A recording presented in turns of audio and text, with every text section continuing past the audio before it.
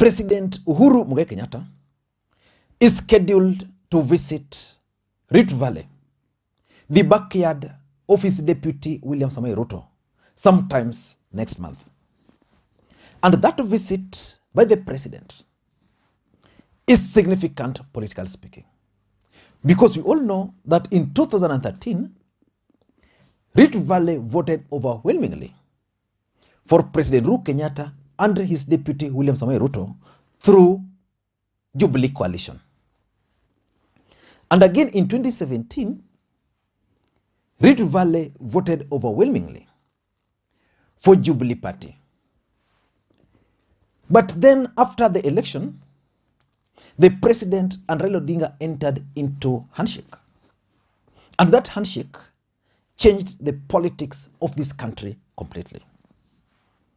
So of late, there's a clear fallout between the president and his deputy. So Kenyans will be waiting to see how the visit by the president in the Rift Valley is going to turn out.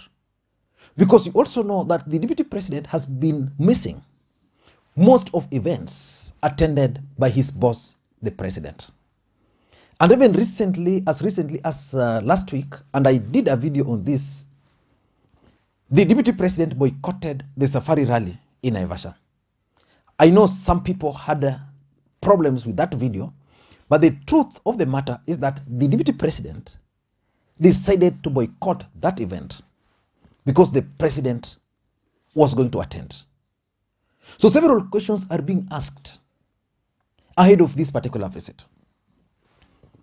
The first question which is being asked is, how is President Uhuru Kenyatta going to be received in the larger Rift Valley? How is he going to be received? Because one of the areas he's going to visit is actually Eldoret. Eldoret is where the president made the promise of Yaki Kumi, Ruto Kumi. These people of Eldoret are feeling some sense of betrayal. So the questions Kenyans are asking, how are they going to receive the president? Saa 2 asubuhi mtakuwa mmepiga kura. Kitendawili saa 3 awe anaenda nyumbani. Tumekubaliana Eldoret? Eldoret tumekubaliana. Tumalize hii miaka 5 jameni, mimi niende nipumzike, Ruto ashikilia asukume huko mbele, dunia hiyo iendelee. Hao ni namna gani jameni? Hao ni namna gani jameni? Bye bye. Sare. The second question which is being asked is, the president going to be heckled? I was reading a post by Oscar Sudi, because Oscar Sudi is actually what David Murathe is to President Uhuru Kenyatta and what Junet Mohammed is to Raila Amoloding. So when I heard about this visit, I went to his Facebook page and he posted something very interesting that let us wait and see. Is there a chance that the president is going to be heckled there? And if he's going to be heckled, how is that going to impact on William Ruto's support in the larger central Kenya? Let me tell you politics a bit, because nothing happens out of mere coincidence. During Madaraka Day celebrations in Kisumu, William Ruto was well received. And I've always opined that the people who received William Ruto were not his supporters. But why was he received?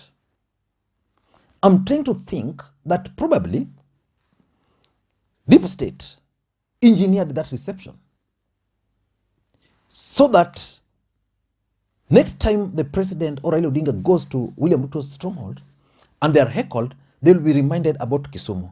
And as a matter of fact, after the DP was received, there were calls for the deputy president and his supporters to also start receiving other leaders in their regions. So I'm thinking that probably it was designed like that, so that when the president goes there, he will be received. And if he's not going to be received well, which means he's going to be heckled, then there's going to be a problem.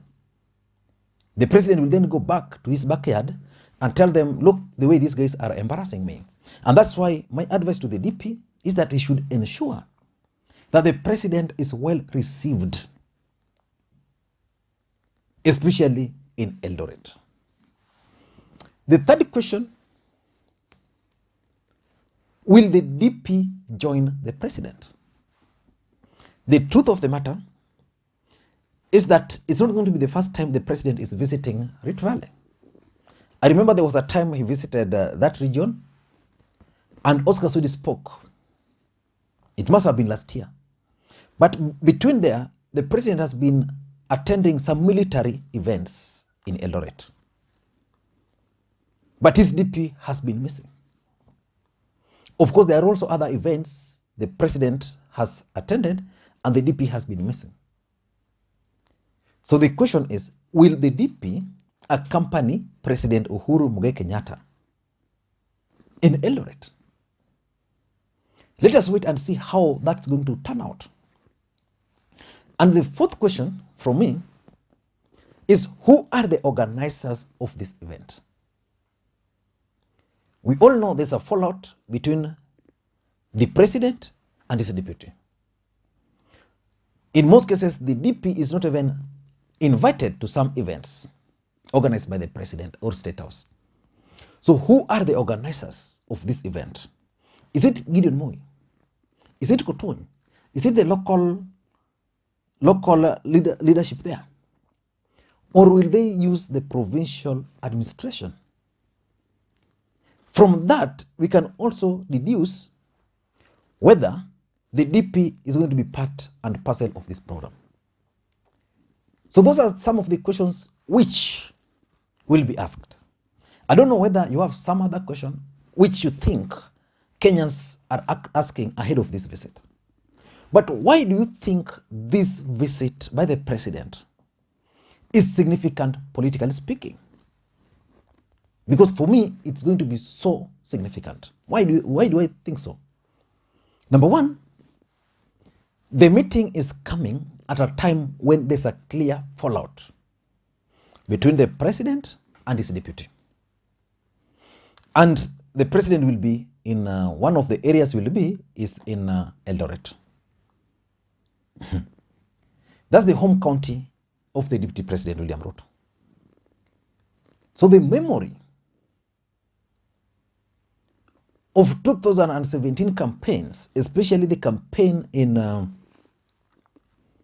Eldoret, is going to come back to these people. So they were in Eldoret campaigning together as one.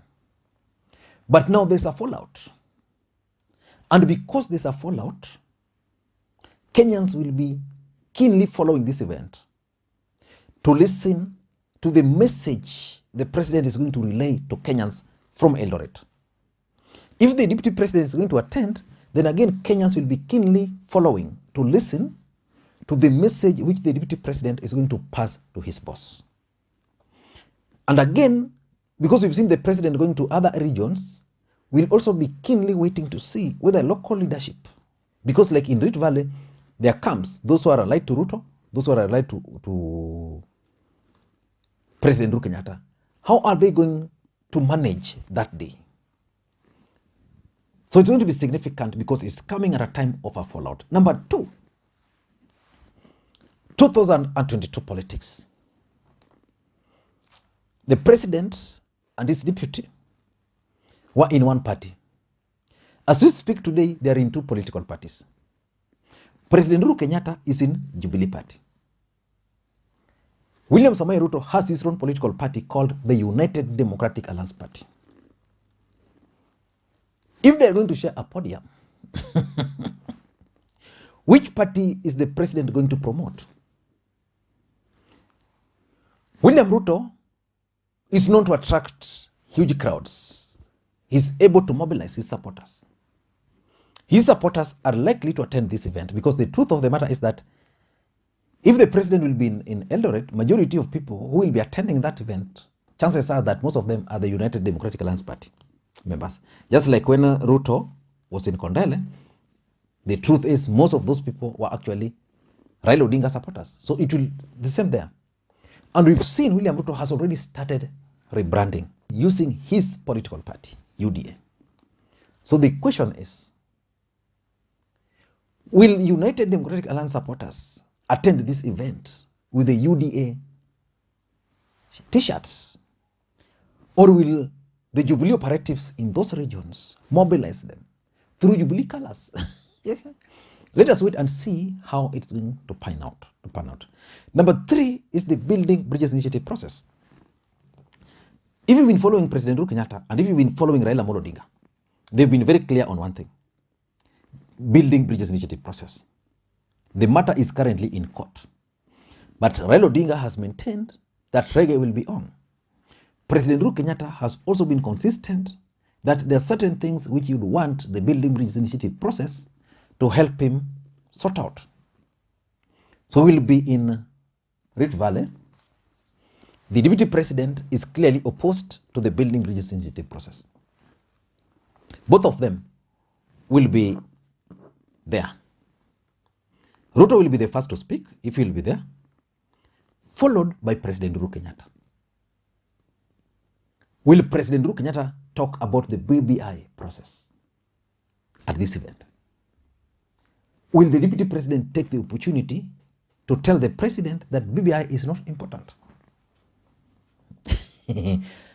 Number 4 is the Jubilee development projects, legacy projects.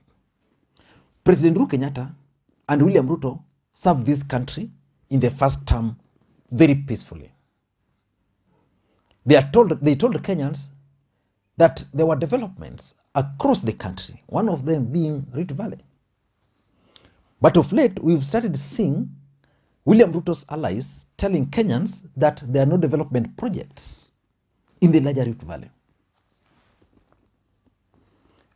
Uhuru Kenyatta's allies from Rift Valley are saying that most of the projects which are stalled because the allies of the Deputy President took kickbacks. So they frustrated those projects. So the President is going to go to Rift Valley. He has in his mind legacy projects and again the Jubilee development agenda. William Ruto will be going to Rift Valley and he should be able to tell Kenyans whether Jubilee has delivered or not. So we are going to wait and see how the development projects are going to be handled. Because I know for sure that Uhuru Kenyatta would want a situation, just like he did while in Kisumu, to launch projects which he will be remembered with after leaving office in that region. And lastly, there is this small matter of endorsing Raila Amoloding. The President will be in Rift Valley. The issue of Raila Odinga. Will Raila Odinga be a subject? Because I've never seen William Ruto attend a political rally without invoking the name of Raila Amoloding. So this time around, they'll be in Rift Valley with the President. Someone like Oscar Sudi might be given a chance, or maybe a local member of parliament, or even a governor.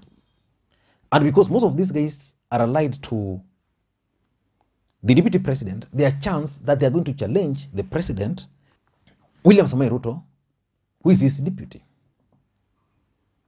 Or they'll use the occasion to attack Raila Amoloding, the person they perceive the President to be supporting. How will Raila Odinga factor play during this particular event? Because I know Gideon Moi will attend this event, and being close person to President Uhuru Kenyatta, if William Ruto allies are going to be locked out, or if they'll make a decision not to attend, then it means Gideon Moi is going to play a key role there. What message will they be sending out? So let us wait and see how this event is going to unfold. But for now, that's my take. And if you're watching this channel for the first time, please take a second or two and click the subscribe button so that next time we produce a video like this, YouTube will automatically notify you. And for those who are in Nairobi, there's an apartment at the river, 15 minutes drive from or to JKA, 3-bedroom apartment will cost you only 5,000 a night. And a 4-bedroom apartment will cost you only 6,500. So it means if you have 4 people on a business, you can take that apartment. You will only be paying 1,000 if you are, 15 if you are 4. 1,500 each if you are 4. So if you are 3 people and you want the 3-bedroomed, you'll only pay 5,000. So I'm going to put the contact down for anybody who would want additional details about that apartment. It's nice. I've actually spent there. So it belongs to a friend. So promote him. Thank you guys, and please, those who have not yet joined the membership, channel membership, you can do it. I remember Webuye, White Webuye, there's a gentleman by the name White Webuye. He always comments there. I think it's the last guy to join. There's also another gentleman, I'm forgetting his name. So please, I want to thank you guys for that support. Just join for those who can. Thank you, and may you have a good day.